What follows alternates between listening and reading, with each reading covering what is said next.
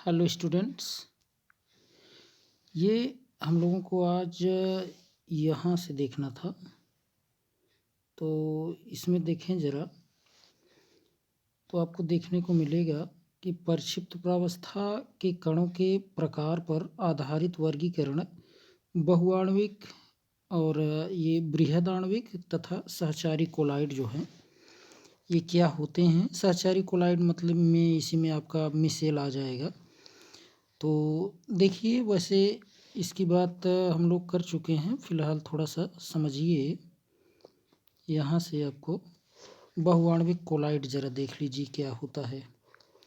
देखिए, बहुआण्विक कोलाइड में यहाँ से बहुआण्विक कोलाइड में ज़रा देखिए, जैसे बहुआण्विक कोलाइड जो होता है इसका आपको इसको विलीन करने पर किसी पदार्थ के बहुत से परमाणु, बहु मतलब बहुत, ठीक, आणविक मतलब अणु, अणु यानी कि आप कह सकते हैं जो परमाणु बहुत अधिक होंगे उसी से अणु बना होगा।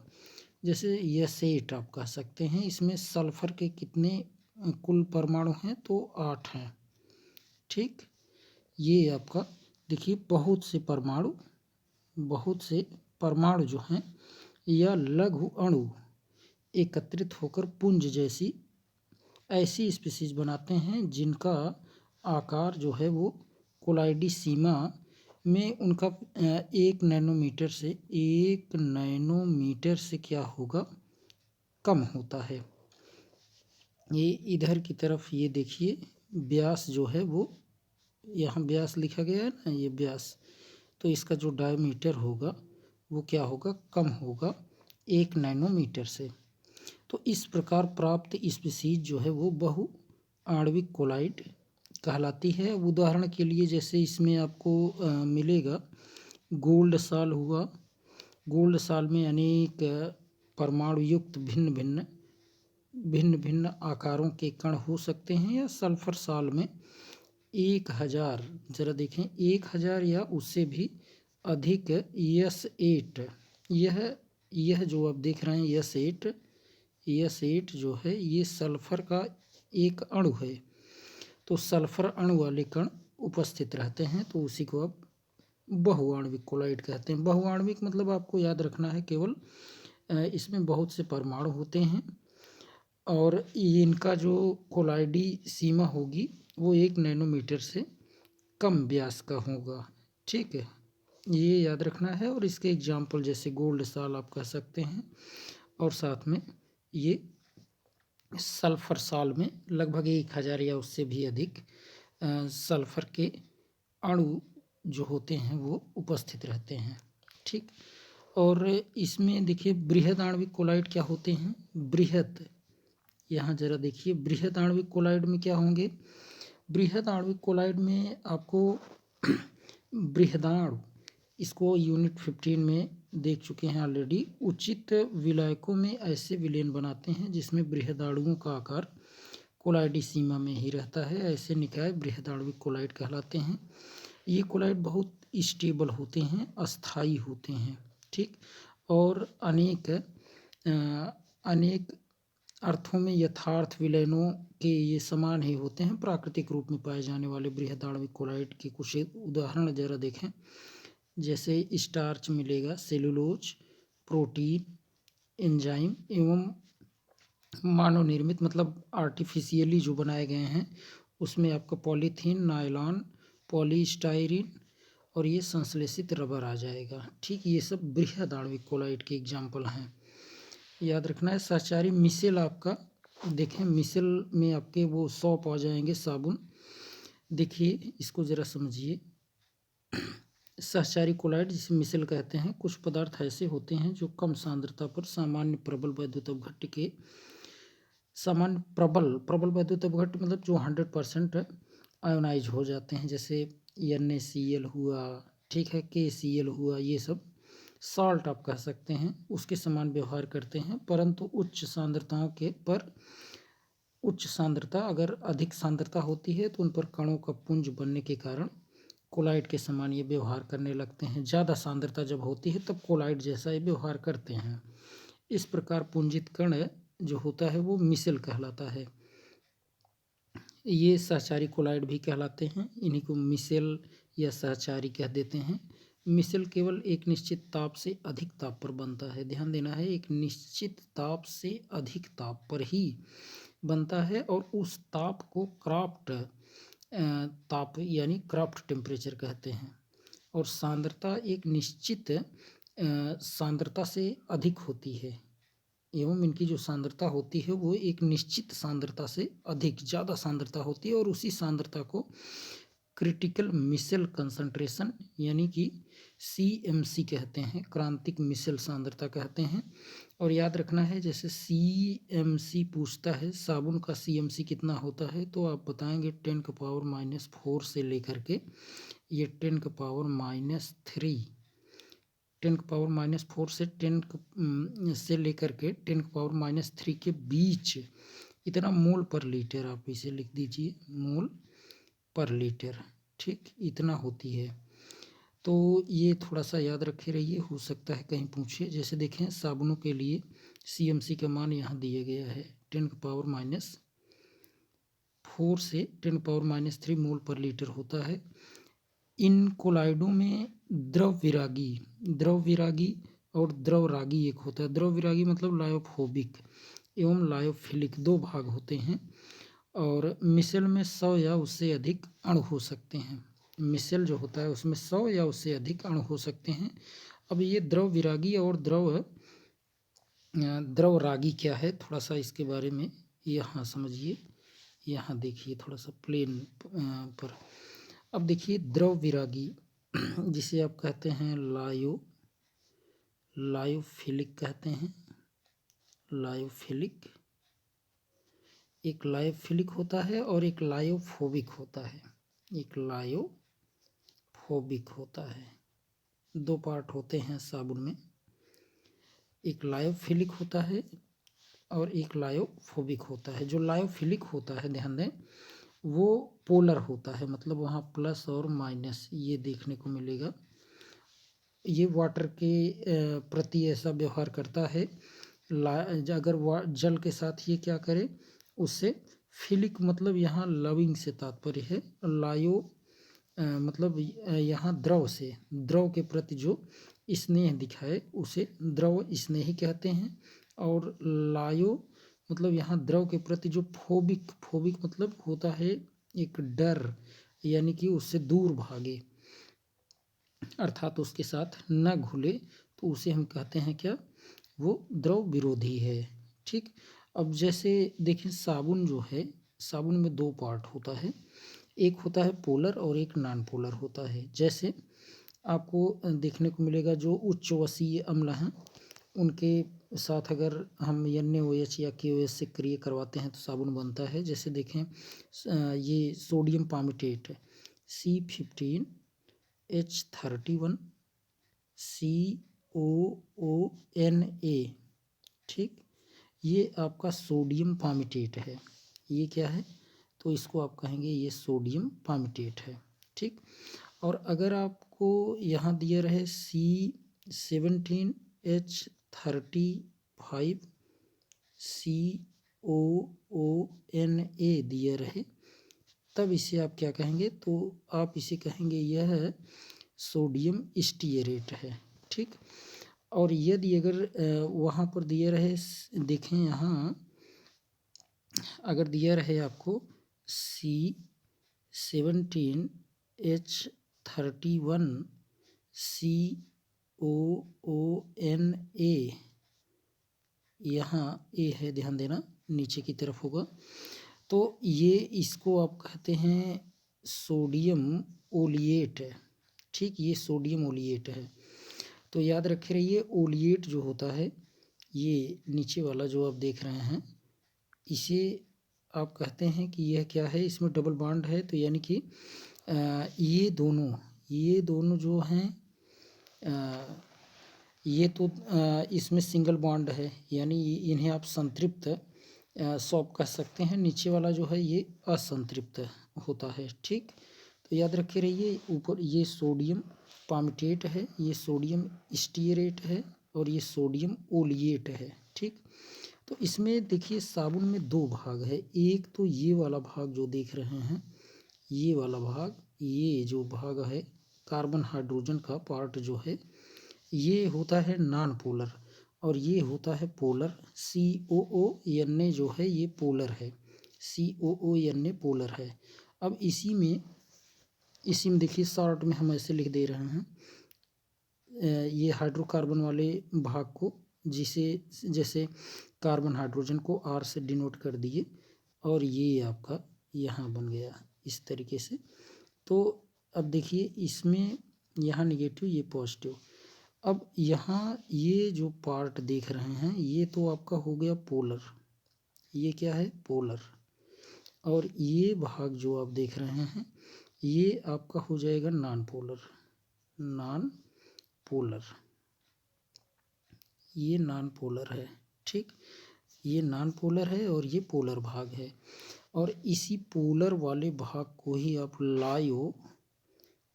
लायोफिलिक कहते हैं, यही लायोफिलिक है, लायोफिलिक। ठीक, ये लायोफिलिक है।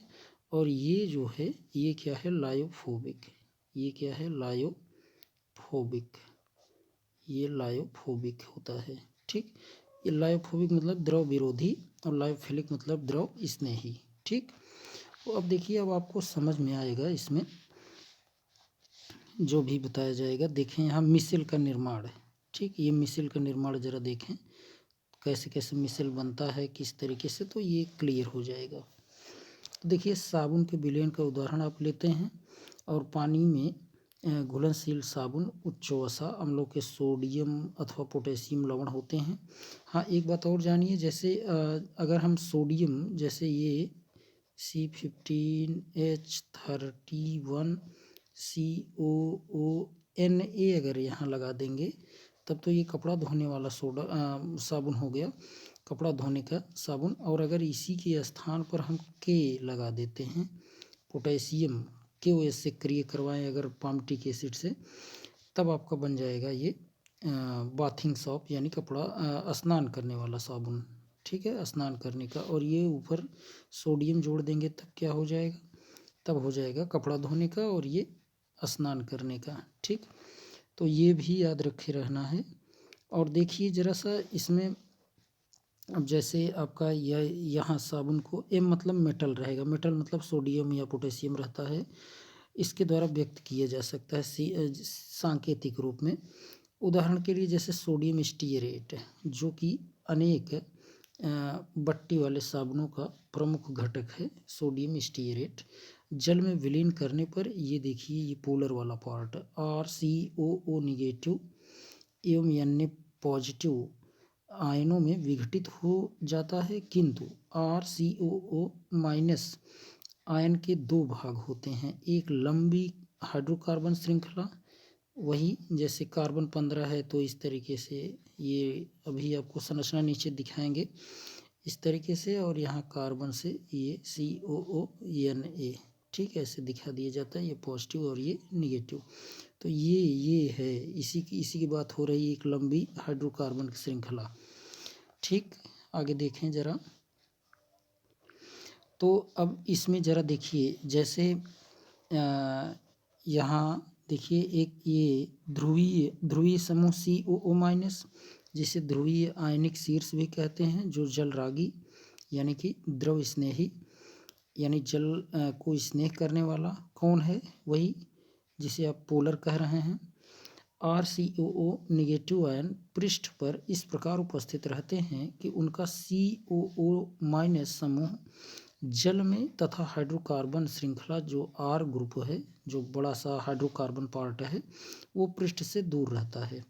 परंतु क्रांतिक मिसेल सांद्रता पर ऋणायन विलयन के स्थूल में ये क्या होते हैं, स्थूल में खींचे आते हैं एवं गोली आकार में इस प्रकार एकत्रित हो जाते हैं कि इनकी हाइड्रोकार्बन श्रृंखलाएं गोले के केंद्र की ओर इंगित होती है तथा COO निगेटिव भाग गोले के पृष्ठ पर रहता है। ठीक, देखें गोले के यहाँ से देख लीजिए गोले के ये गोले के पृष्ठ पर रहता है। इस प्रकार बना पुंज आयनिक मिसल कहलाता है।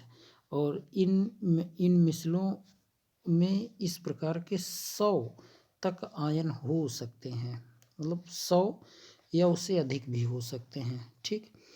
और जैसे आपको यहाँ देखने को मिलेगा, ये देखिए एक मिसल है, इस मिसल को ज़रा देखें, यहाँ पर आयनिक मिसल, यहाँ देखिए, यहाँ पर ये आपको देखने को मिलेगा, ये इसको देखिए ज़रा, ये आपका यहाँ देखने को मिल रहा है। अब देखिए ये इस तरीके से होता है, जैसे यहाँ आप चेक करिए, आयनिक मिसल है, साबुन की निम्न सांद्रता पर जल के पृष्ठ पर स्टीयरेट आयनों की व्यवस्था, स्टीयरेट आयनों की व्यवस्था ज़रा देखिए कुछ इस तरीके से होती है।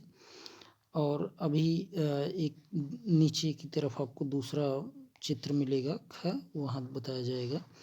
तो यहाँ इसमें देखें, ज़रा ध्यान दें, ये पोलर वाला पार्ट ज़रा देखिए, यहाँ बाहर की तरफ आ गया है, पोलर वाला भाग जो है ये बाहर की तरफ आ गया है।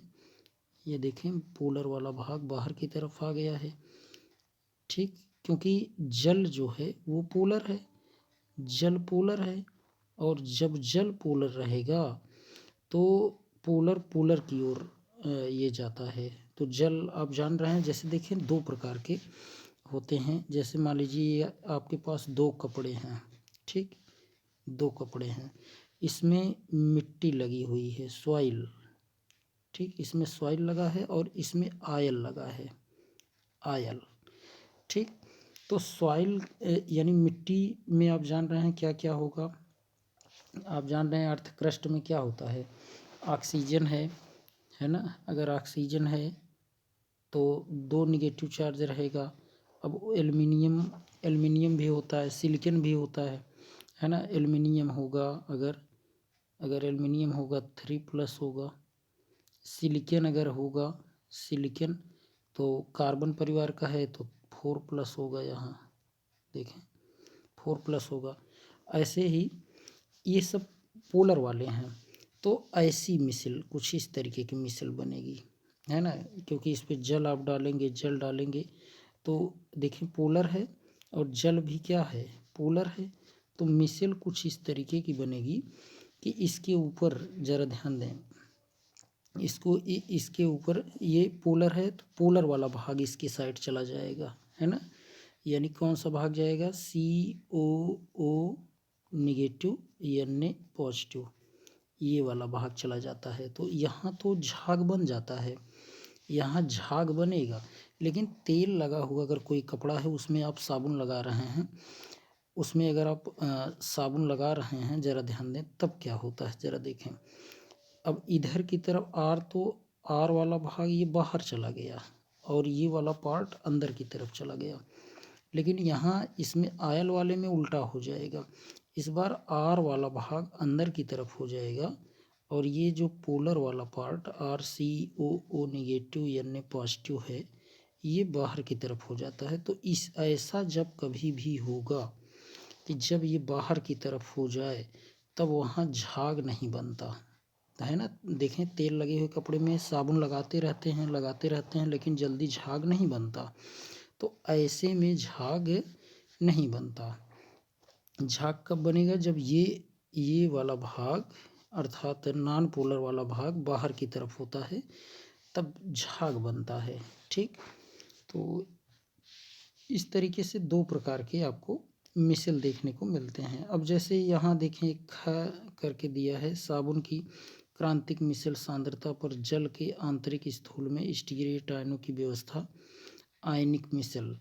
अब ये तो ये आपका जो है ये क और ये ख। अब ख वाला स्ट्रक्चर देखिए कहाँ दिया है, ये इसमें देखें तो देखने को मिलेगा, इसी में है शायद, यही वाला आपका ये बताया है, ये आपका क हो गया। और इसमें तो आपको यहाँ नीचे लिखा गया है ना, कपड़े पर ग्रीस अगर लगा है, कपड़े पर ग्रीस यहाँ लगा है क में, और ख में देखें खा में देखिए, खा में जरा देखें, ग्रीस बूंदों के चारों ओर व्यवस्थित स्टीयरेट आयन। अब देखिए जो किस तरीके से यहाँ पर अंदर की तरफ चला गया है, ये हाइड्रोकार्बन वाला भाग अंदर की तरफ आपको देखने को मिल रहा होगा। थोड़ा सा जूम करते हैं, देखें, देखिए इसमें अंदर की तरफ आ गया है, अंदर की तरफ, क्योंकि ग्रीस नॉन पोलर है और हाइड्रोकार्बन नॉन पोलर है तो अंदर की तरफ चला गया। ठीक, और ग वाले में जरा देखिए, स्टीयरेट आयनों द्वारा घिरी ग्रीस की बूंदें बनी हुई मिसेल। अब अंदर की तरफ देखिए, ये पूरे अंदर की तरफ हाइड्रोकार्बन वाला भाग अंदर की तरफ और पोलर वाला भाग जो है वो बाहर की तरफ चला गया। ये ग्रीस की जब लगा है, यानी आयल लगा रहे, तेल लगा रहे या ग्रीस लगा रहे, तो कुछ इस तरीके से मिसेल बनेगा। लेकिन अगर यहीं पर आपका ये कुछ इस तरीके से रहे कि जैसे उसमें मिट्टी लगी रहे, ठीक, तब देखिए उसके लिए ऐसा बनेगा। तब वहाँ जैसे ये मान लीजिए आपका ये हो गया, और अब क्या होगा इसमें, ये जल की बूंदें हैं और साथ में यहाँ पर मान लीजिए धूल मिट्टी ये सब लगा हुआ है, तो इसके अंदर पोलर वाला पार्ट इसके अंदर आ जाएगा। यहाँ पोलर वाला पार्ट इसको घेर लेगा चारों तरफ से, इसको पोलर वाला भाग, ये CO नेगेटिव यानी पॉजिटिव, और यहाँ ये नॉन पोलर भाग जो है ऐसे बाहर की तरफ चला जाएगा। ठीक, इस तरीके से मिसेल बन जाएगी ये। और ऐसे कितने होते हैं मिसेल बनाने में, तो ऐसे मिसेल बनाने में आप कह सकते हैं कि 100 या उससे अधिक। ठीक, इस तरीके से भी बन सकता है। ये कैसा है, तो यहाँ पर जैसे अगर आपका ये यहाँ पर वाटर रहे, वाटर, ठीक, तब तो ऐसा बने, क्योंकि वाटर पोलर होता है, तो ये भी देखें पॉजिटिव नेगेटिव, ये हर जगह पॉजिटिव नेगेटिव, मतलब CO माइनस Na प्लस, ये वाला पार्ट ये राउंडेड वाला है। ठीक, और ये जो आप देख रहे हैं इस तरीके से हमने बनाया है, ये ऐसे टेल की तरह इस तरीके से बनाया है, तो ये नॉन पोलर है। ये कैसा है, नॉन पोलर। ठीक, तो इसे थोड़ा सा याद रखे रहें। और वैसे अगर आप ग्रीस अगर लगा है या तेल लगा हुआ है, ग्रीस या तेल लगा अगर रहेगा, तब तो आपका मिसेल कुछ इस तरीके से बनेगा, देख सकते हैं यहाँ। ठीक, ऐसा बनेगा। तो ये तो आपको क्लियर हो गया होगा लगभग अब।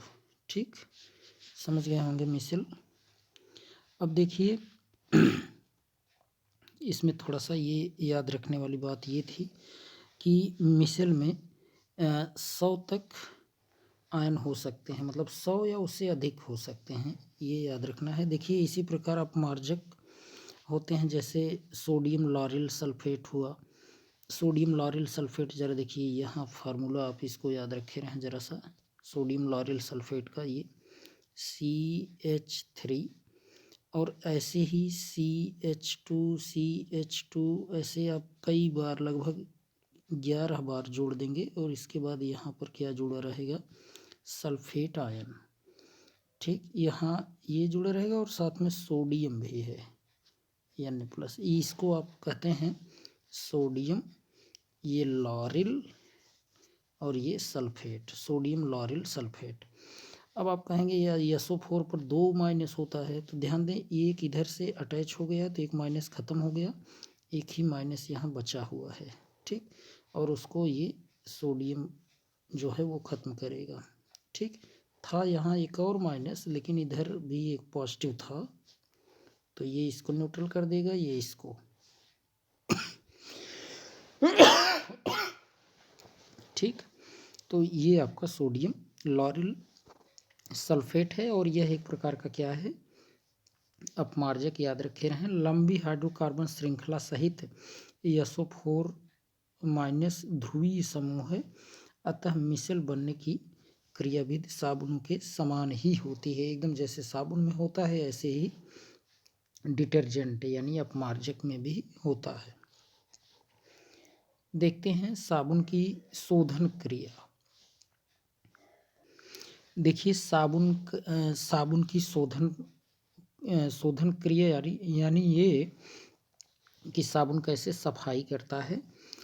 अभी ऑलरेडी आप समझ भी गए हैं कि यहाँ से ये स्ट्रक्चर से इसको ज़रा समझें। यह पहले बताया जा चुका है कि मिसेल में एक जल विरोधी हाइड्रोकार्बन का केंद्रीय भाग होता है, क्रोड जिसे कहते हैं। साबुन की शोधन क्रिया इस यथार्थ के कारण है कि साबुन के अणु तेल की बूंदों के चारों ओर इस प्रकार से मिसल बनाते हैं कि स्टीयरेट आयन का जल विरागी भाग मतलब हाइड्रोकार्बन जिसे आप कहते हैं। जैसे अभी मान लीजिए स्टीयरेट ले लें तो C17H35 ये वाला भाग हाइड्रोकार्बन भाग ये कहाँ जाता है तो बूंदों के अंदर होता है। अभी आपको बताए थे ये टेल अंदर की तरफ हो जाता है। ठीक, तो एवं जल रागी भाग चिकनाई की बूंदों के बाहर हो जाता है और चित्र में अभी आपको दिखाया गया था। तो ये कांटों की तरह निकला रहता है। ठीक, चूँकि ध्रुवीय समूह जल से अन्योन्य क्रिया कर सकता है। जो ध्रुवीय होगा वो ध्रुवीय यानी कि लाइक डिजॉल्व लाइक। अतः स्टीयरेट आयनों से घिरी हुई तेल की बूंदें जल में खिंच जाती हैं एवं गंदी सतह से वो हट जाती हैं। वो उसको खींच लेता है, मतलब अट्रैक्शन होने लगता है।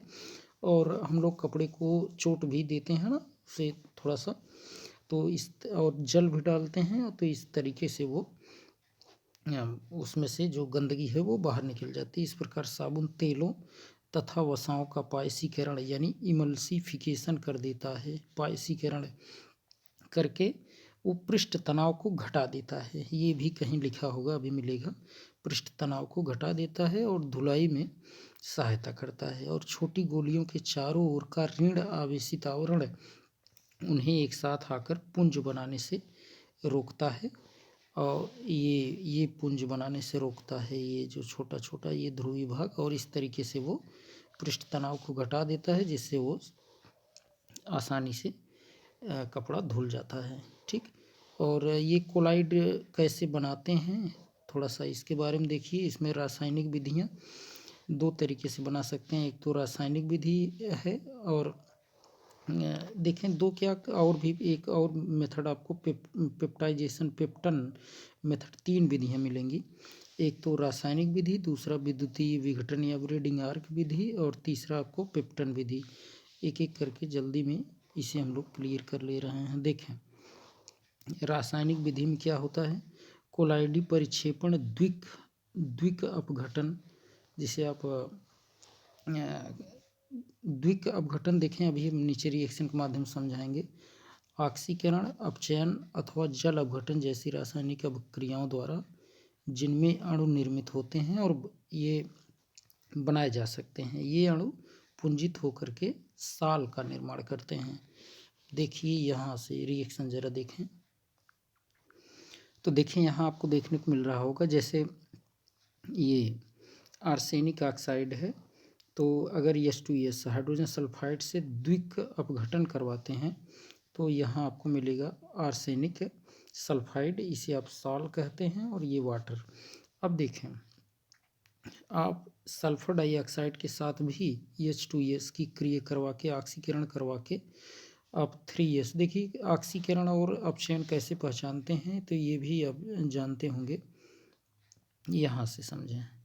अब जैसे देखिए यहाँ पर सल्फ़र के ऊपर देखें -2 चार्ज है और इस सल्फ़र पर 0 है तो ऑक्सीडेशन नंबर क्या हुआ, बढ़ा तो ऑक्सीकरण होगा। ठीक, तो इस तरीके से कहते हैं ऑक्सीकरण द्वारा। ठीक, ये देखें सल्फ़र साल प्राप्त हो गया, वाटर निकलेगा वो।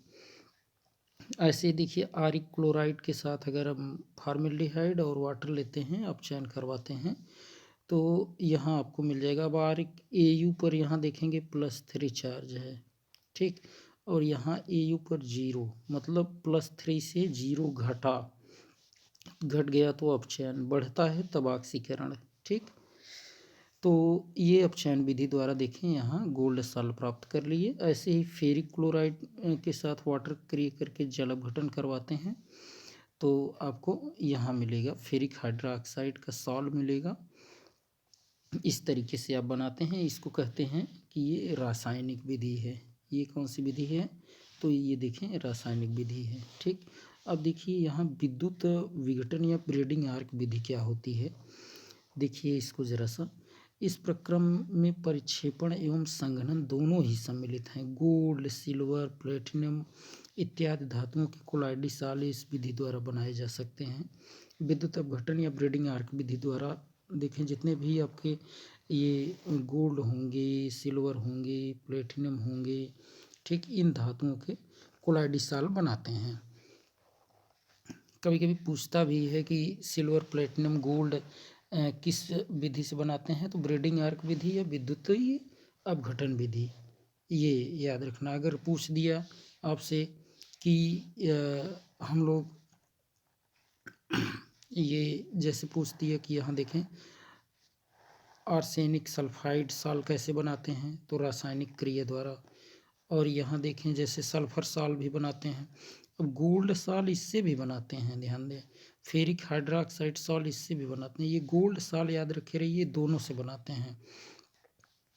लेकिन ज़्यादा करके यूज किसका किया जाता है, तो विद्युतीय विघटन या ब्रेडिंग आर्क विधि से ये गोल्ड भी बनाते हैं, सिल्वर भी, प्लेटिनम भी। ठीक, ये याद रखना है। अब जैसे देखिए इस विधि में परिक्षेपण माध्यम में डूबे धातु के इलेक्ट्रोडों के बीच एक विद्युत आर्क उत्पन्न किया जाता है। इससे उत्पन्न अत्यधिक ऊष्मा धातु को वाष्पित कर देती है। धातु को क्या करेगी, वेपराइज कर देगी, जो फिर संघनित होकर के कोलाइडी आकार के कण बना लेती है। तो इस तरीके से भी बनाते हैं। यहाँ देखें फिगर के माध्यम से ज़रा समझें। जैसे आपको यहाँ मिलेगा, देखें ये परिक्षेपण माध्यम है। परिक्षेपण माध्यम यहाँ पर ले लेते हैं। ये परिक्षेपण माध्यम है, इसमें देखें यहाँ पर परिक्षेपण माध्यम है। ठीक, और इसके बाद ये बर्फ अवगाह, मतलब यहाँ पर बर्फ रखी गई है जिससे इसको क्या किया जाए, बाद में ठंडा किया जा सके। यहाँ पर आइस रखी गई है, ये आइस है। ठीक, ये आइस है। और अगर यहाँ देखें इलेक्ट्रोड है, इलेक्ट्रोड आपका इसी में कैथोड, एनोड ये, और इसमें विद्युत आर्क दी जाती है। तो इसके बाद ये ब्रेडिंग आर्क, देखिए ब्रेडिंग आर्क विधि है, ये ध्यान देना है। तो इसमें आपका ये मिलेगा क्या, जैसे अगर मान लीजिए हमने लिया गोल्ड, तो फिर यहाँ गोल्ड का साल मिलेगा। अगर हमने प्लेटिनम लिया तो प्लेटिनम का साल मिलेगा। ठीक, अगर सिल्वर लिया तो सिल्वर का साल मिलेगा। तो इस तरीके से इसको प्रिपेयर करते हैं। देखें पेप्टन विधि जरा देखिए, ध्यान दीजिए। देखिए पेप्टन यानी पेप्टाइजेशन मेथड में क्या होता है। पेप्टन को इस प्रकार परिभाषित किया जा सकता है कि किसी अवक्षेप को वैद्युत अपघट्य की थोड़ी सी मात्रा की उपस्थिति में परिक्षेपण माध्यम के साथ इसको हिला करके कोलाइडी साल में बदला जा सकता है, और इसी प्रक्रम को पेप्टन कहते हैं। इस देखिए क्या होता है, इसमें वैद्युत अपघट्य की थोड़ी सी मात्रा की उपस्थिति में परिक्षेपण माध्यम के साथ किसी अवक्षेप को लेकर के उसमें हम क्या करते हैं, उसको बिडोलते हैं, हिलाते हैं, तो कोलाइडी साल में वो चेंज हो जाता है। ठीक, और उसी को पेप्टन कहते हैं। पेप्टाइजेशन जिसे आप कहते हैं, उसके पेप्टीकरण। ठीक है, और इस प्रक्रम में प्रयुक्त वैद्युत अपघट्य पेप्टीकर्मक कहलाता है। जो वैद्युत अपघट्य होगा उसे पेप्टीकर्मक कहते हैं। यह विधि सामान्यतः ताजे बने अवक्षेप को कोलाइडी साल में परिवर्तित करने में प्रयुक्त की जाती है। पेप्टन के दौरान अवक्षेप वैद्युत अपघट्य के किसी एक प्रकार के आयनों को अपनी सतह पर अवशोषित कर लेता है। अपने सतह पर वो क्या करता है, उसको एब्जॉर्ब करता है, जिससे अवक्षेप पर ऋणात्मक अथवा धनात्मक आवेश उत्पन्न हो जाता है, और जो अंततः कोलाइडी आकार के छोटे कणों में वो विभक्त हो जाता है। आप ठोस के कणों पर आवेश उत्पन्न होने तथा कणों के अवक्षेप के विषय में ये अभी आगे मिलेगा, उसमें कोलाइडी कणों पर आवेश शीर्षक के अंतर्गत वहाँ जानेंगे, अभी आगे मिलेगा। तो ये जानते रहिए क्या है, किस तरीके से बनता है, प्रिपरेशन कैसे किया जाता है, ठीक इसके बारे में। कोलाइडी विलयनों का शुद्धिकरण ज़रा देखें किस तरीके से करते हैं, इसके बारे में ये बहुत इम्पोर्टेंट है, ध्यान दें ये इम्पोर्टेंट है और इसको हम लोग नेक्स्ट वीडियो में देखेंगे। इसमें डायलिसिस अपोहन देखेंगे, वैद्युत अपोहन देखेंगे, ठीक। इसके अलावा इसी में आपको मिलेगा ये देखें वैद्युत अपोहन और ये अति सूक्ष्म निस्यंदन। और इसके अलावा आपका इसी में अणुसंख्यक गुणधर्म में आपके ये टिंडल इफेक्ट मिलेंगे। ये काफ़ी इम्पोर्टेंट है, ये तो बहुत इम्पोर्टेंट, ये पूछा जाता है एग्जाम में, ध्यान दें। तो टिंडल इफेक्ट देखेंगे, इसको हम लोग अब नेक्स्ट वीडियो में देखते हैं, ठीक। और ब्राउनी गति भी, ये भी आ जाता है एग्जाम में, ब्राउनी गति भी पूछी जाती है, ठीक। ये तो इसको हम लोग नेक्स्ट वीडियो में देखेंगे। अब यहीं से हम लोग इसको देखेंगे नेक्स्ट वीडियो में, ध्यान देना है। ये यहाँ से यहाँ कोलाइडी विलयनों का शुद्धिकरण, ठीक, यहाँ से देखेंगे। तो आज के लिए इतना ही, थैंक्स।